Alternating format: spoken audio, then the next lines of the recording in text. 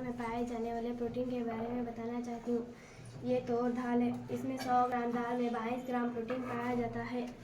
इस दाल को बहुत ही अलग अलग किस्म के तौर पर इस्तेमाल करते हैं। ये दाल दिल की मरीज वालों के लिए ज़्यादा मदद करता है। ये मसूर दाल है। इसमें 100 ग्राम दाल में 24 ग्राम प्रोटीन पाया जाता है। ब्लड शुगर वालों के लिए ज़्यादा मुफीद है। ये उड़द दाल है। इसमें 100 ग्राम दाल में 25 ग्राम प्रोटीन पाया जाता है। इडली डोसे में इस्तेमाल होता है। इसमें विटामिन ए सी होता है। हाजमे के लिए ज़्यादा मुफीद है। ये हड्डियों की हिफाजत करता है। शुगर ब्लड को कंट्रोल करता है। जल्द और बालों की हिफाजत करता है। ये चना दाल है। इसमें 100 ग्राम दाल में 25 ग्राम प्रोटीन पाया जाता है। ब्लड शुगर के ज़्यादा मुफीद है। हड्डियों की हिफाजत करता है।